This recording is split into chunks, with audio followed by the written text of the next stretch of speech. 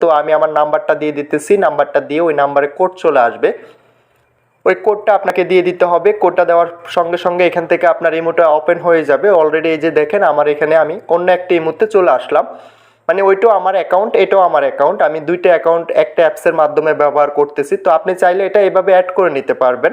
তো আমি আবারও আগের অ্যাকাউন্টে ফিরে যাচ্ছি। তো এখান থেকে আমরা জাস্ট উপরে যেটা, আমি উপরেরটা চলে আসবো, আবার উপরেরটা ক্লিক করলে এখান থেকে আমরা পুনরায় আবারও আমাদের ওই অ্যাকাউন্টে চলে আসব।